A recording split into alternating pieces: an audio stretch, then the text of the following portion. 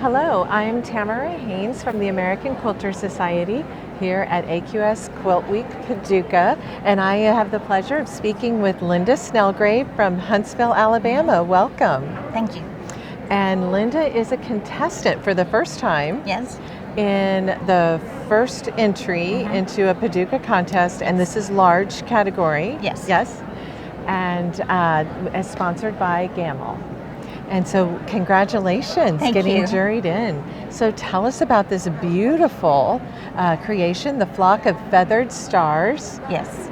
Everybody has a bucket list of quilts they want to do for themselves. Sure. And the feathered star is kind of like a Baltimore album, a feathered star, Judy Niemeyer, these things you kind of have on your bucket list. Absolutely. But the little tiny little pieces scared me that I was not going to be able to get them done right. So Carolyn McCormick has her flock of feathered stars that she does with paper piecing, and that took the scary part out of it. Right. That it was going to be perfect because it was on a paper foundation, right? Sure.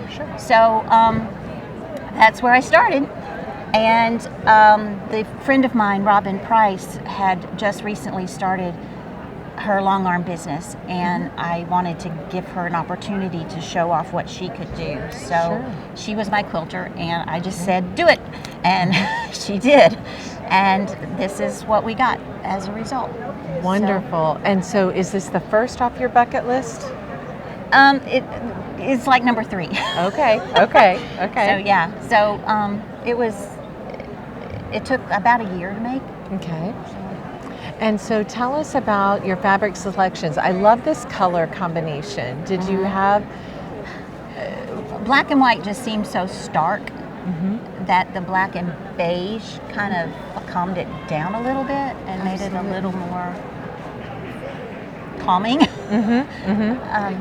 And then the accents, I love the maroon or the burgundy that you've chosen, and then it got complemented in the quilting with the red threads. I like that. That was Robin.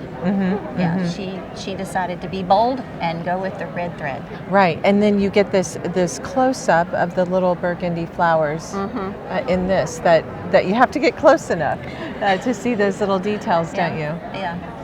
So tell us about the process.